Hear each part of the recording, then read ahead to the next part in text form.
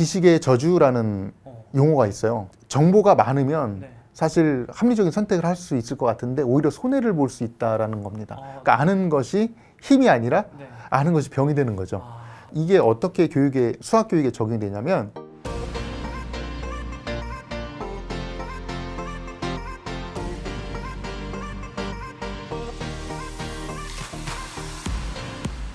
안녕하세요. 조작가의 스몰빅 토크 코너입니다. 자녀교육 분야의 전문가를 모시고 인터뷰해보는 시간인데요. 오늘의 인터뷰인은 수학교육을 연구하고 계신 교사로서 싱가포르의 한국 국제학교에서 학생들을 가르쳐 오셨고요. 다양한 저작과 함께 유튜브에서도 수학 디자이너 반쌤이라는 이름으로 수학교육 정보를 공유해주고 계시는 반은섭 선생님입니다. 자기소개 부탁드릴게요. 예, 안녕하세요.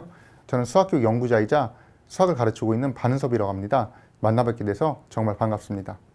네, 그럼 이제 유튜브 활동도 그렇고 이제 수학 디자이너 반쌤 채널도 그렇고 이제 여러 가지 책도 쓰신다고 들었는데 혹시 뭐 수학 교육에 있어서 그런 활동들을 하시게 된 뭐 계기나 어떤 이유 같은 게 있으실까요? 예, 제가 수학 교육을 연구하고 네. 또 수학 교사로서 오랫동안 아이들 가르치면서 좀 수학 교육이 좀 산으로 가고 있지 않나 이런 생각을 계속 했습니다. 네.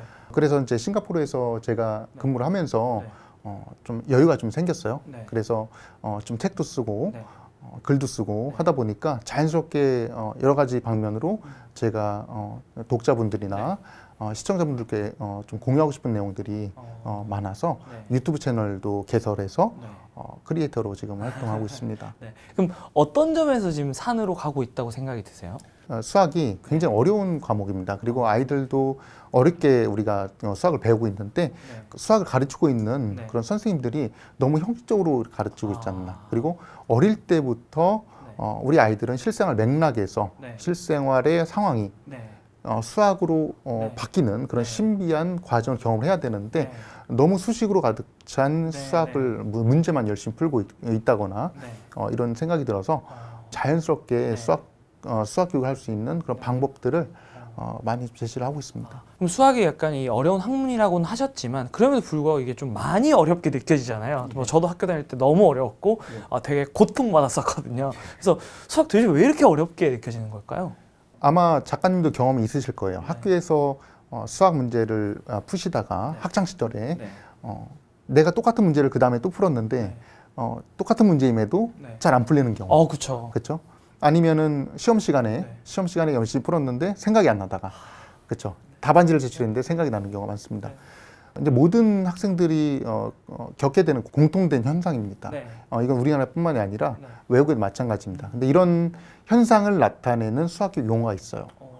수학 불안이라는 용어거든요. 이처럼 수학은 사실 모든 학생들이 다 어렵고 네. 힘든 과목인데요. 제가 그 이유를 세 가지 정도로 생각을 해봤습니다. 네. 첫 번째 이유는요, 수학 자체가 어렵다는 겁니다.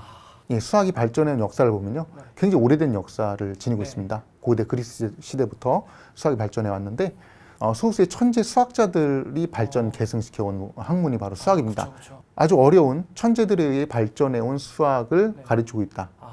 당연히 어려울 수밖에 없는 거죠. 네. 두 번째 이유는 수학의 언어입니다. 수학의 언어는 수식이죠. 네. 그런데 우리 일상 언어랑 다릅니다. 1, 2, 3이라는 그런 숫자가 네. 우리가 쉽게 생각하지만 굉장히 어려운 개념입니다. 사람 한 명, 네. 물 한 컵, 네. 책 한 권, 이런 것들이 추상화된 개념이 일이거든요. 일이라는 것은 굉장히 많은 의미가 포함되어 있어요. 그러니까 이런 추상화된 수식을 다루고 있는 과목인 수학, 어려울 수밖에 없는 거죠. 마지막으로는 이렇게 어려운 수학을 조금 어렵게 가르치고 있지 않나 그런 생각이 듭니다. 어떤 점에서 좀 어렵게 가르치고 있다고 생각하시나요? 좀 수학이 아까 말씀드렸듯이 추상적이고 형식적인데 네. 이런 형식적인 수학을 바로 아이들에게 가르치고 있다는 것이죠. 네. 수학은 반드시 실생활 맥락과 연결시켜서 가르쳐야 된다는 그런 주장을 하고 싶습니다. 근데 그런 문제의식을 좀 언제부터 가지게 되셨나요? 저는 수학을 가르치면서 항상 느꼈어요.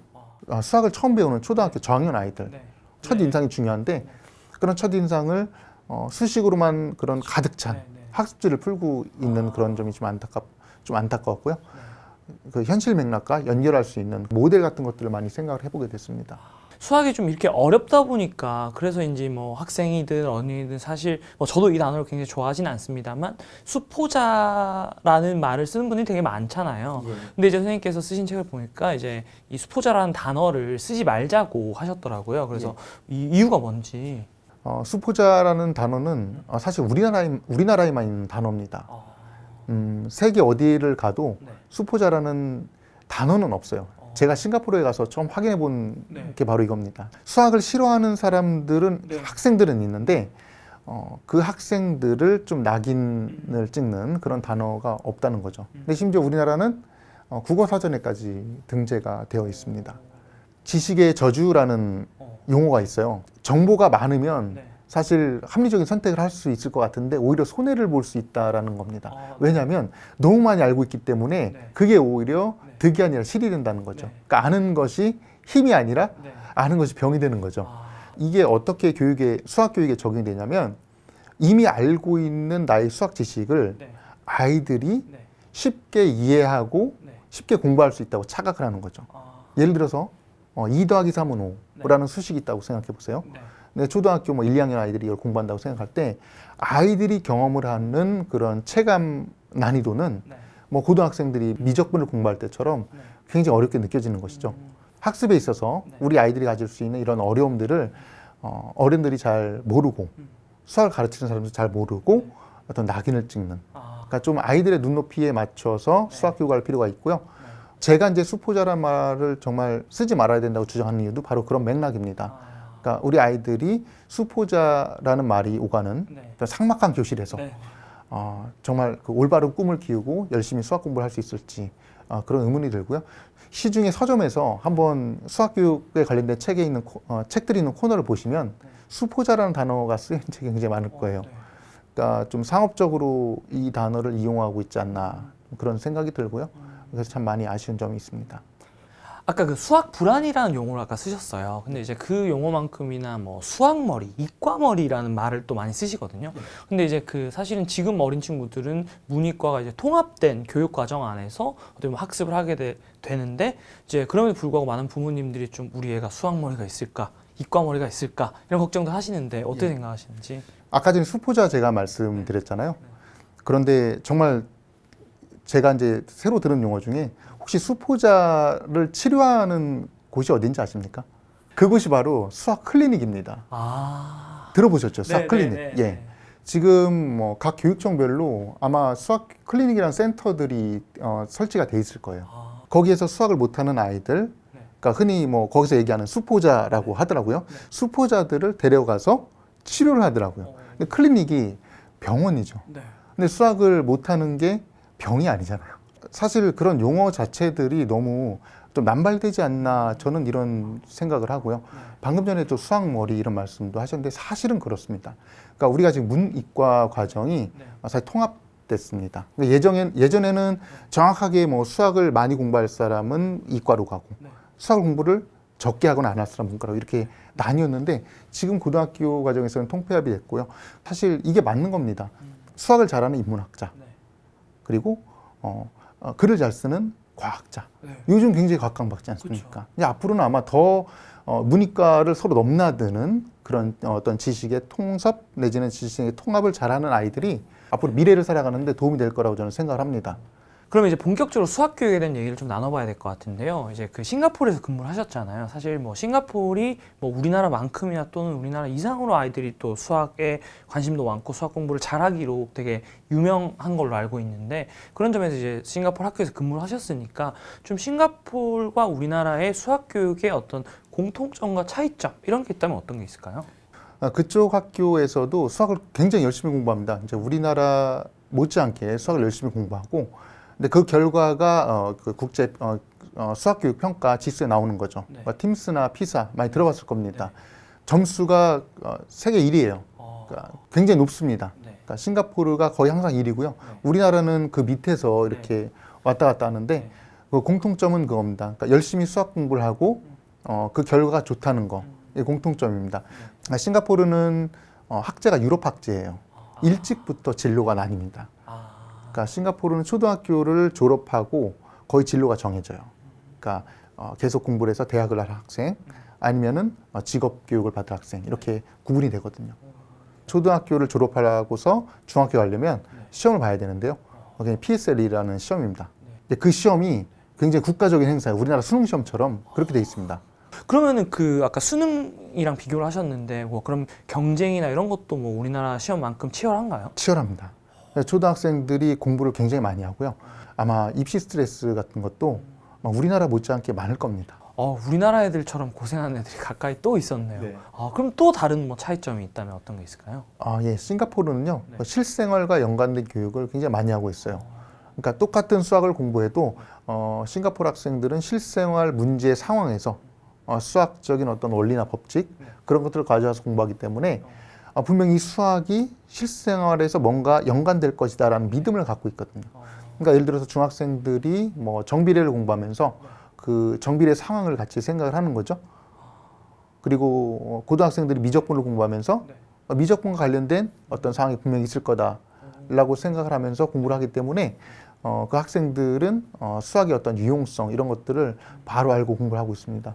말씀하시기 진짜 공감이 되는 게 사실 저도 뭐 학창 시절에 공부할 때 수학 공부할 때 이거 도대체 이거 왜 공부해야 되는지 이게 좀 약간 이해가 안 됐었고 성인이 돼서도 사실은 어떤 수학 공부의 쓸모라고 할까 어떤 의미라고 할까 이런 거를 좀 알기 어려운 경우들이 많았거든요. 그래서 이제 그런 부분에 사실 결국 학생들도 대부분이 수학이 어렵고 싫은 이유가 이게 현실에서 어떤 쓸모가 있는지 좀 와닿지 않고 동시에 또 이게 이 뭔가 설명이 안 돼서 그런 것 같은데 그런 점에서 이 현실 세계와 실생활과 수학의 어떤 세계를 이어주려면 어떻게 해야 될지가 좀 궁금해요.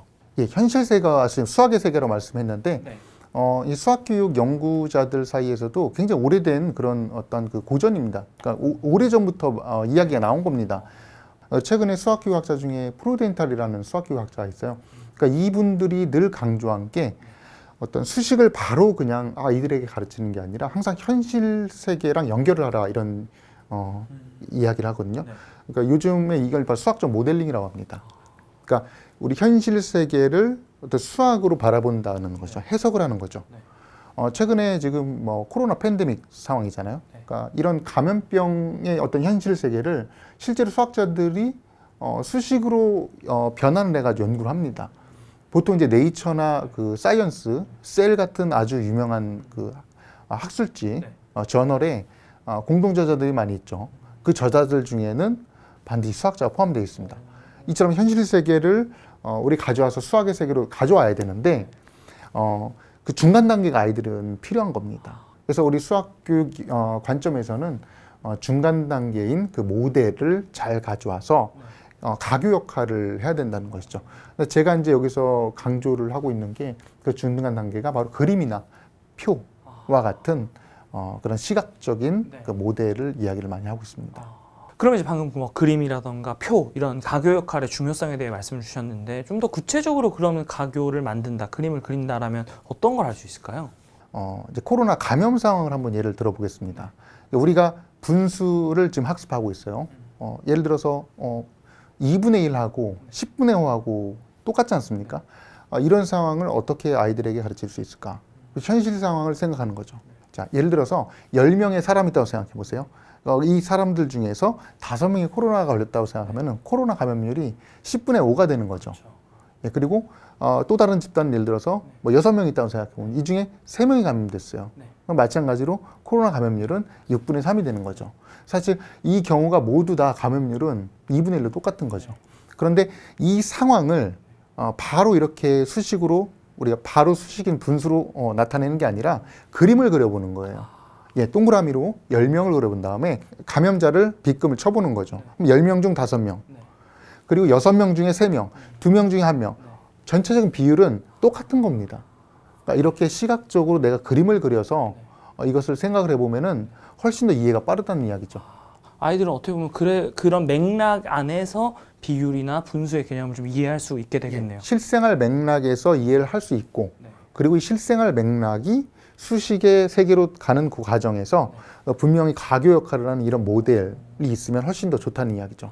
그럼 어떻게 보면 학습자나 또는 학생의 머릿속 백그라운드에 기반해서 뭔가 그림을 그리고 가교를 얹는 게 중요하다라고 이해할 수 있겠네요. 이런 연습을 많이 할 필요가 있습니다. 사실 우리가 중고등학교 수학에서 문제를 해결하는 상황에서 문제가 잘 어떤 해석이 잘 안 되거나 그리고 중간에 해결 방법이 생각이 안 날 때 이런 식으로 그림을 그리는 건 상당히 도움이 많이 됩니다. 뭐 또 다른 예시 같은 게 있을까요?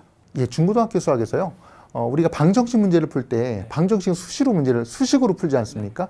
근데 이런 수식으로 된 문제를 그림을 그려본다거나 아니면 그래프를 그려본다거나 하면은 머릿속에서 또 다른 표상이 작동하는 거거든요. 그래서 문제 해결에 훨씬 더 수월할 수가 있는 겁니다. 실제로 아인슈타인이 그런 말을 남겼어요. 내 사고와 영감에 영향을 줬던 건 어떤 말이나 글, 수식이 아니라 그림과 이미지다라는 그런 어록을 남겼습니다.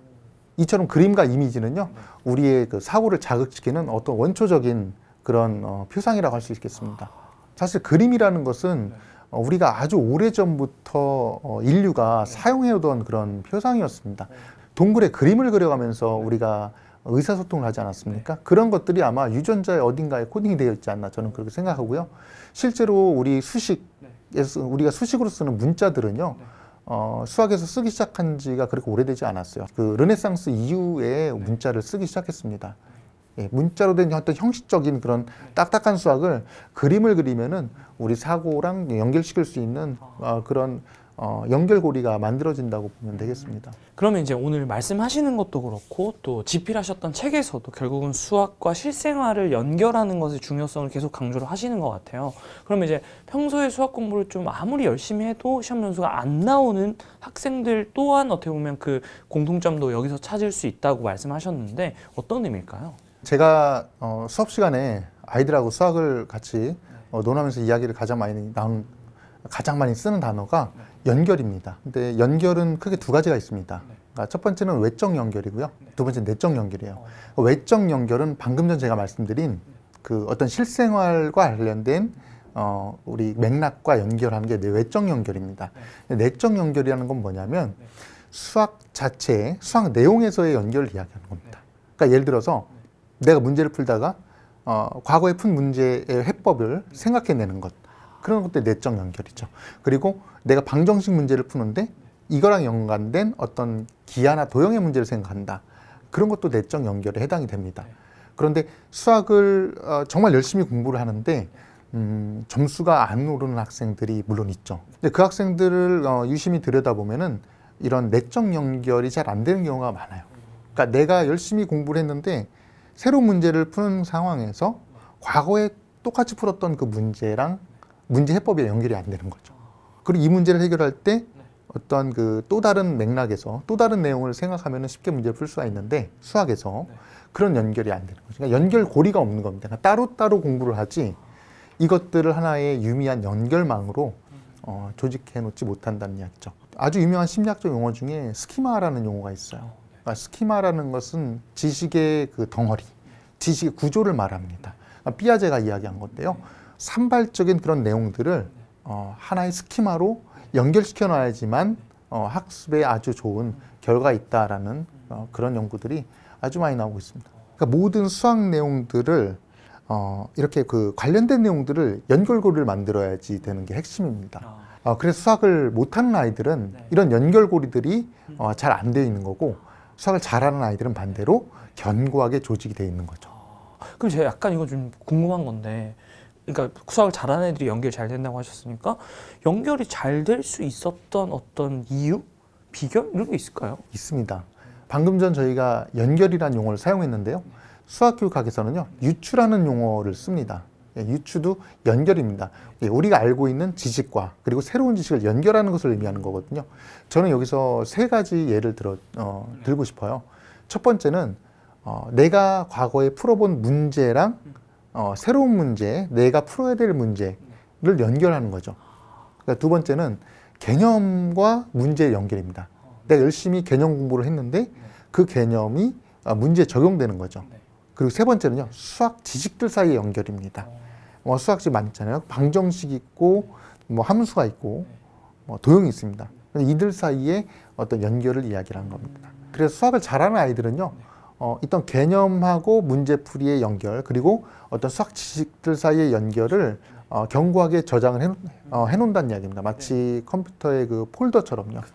굉장히 체계적이고 유기적으로 이걸 저장을 해놓고 내가 이걸 써야 될 상황이 올 때 바로바로 꺼내 쓸 수도 있다는 겁니다.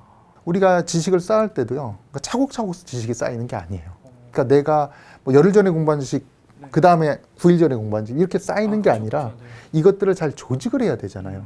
자, 그런 어떤 조직, 연결망 이런 것들을 제가 늘 강조를 하고 또 그거랑 관련된 글을 계속 쓰고 있습니다.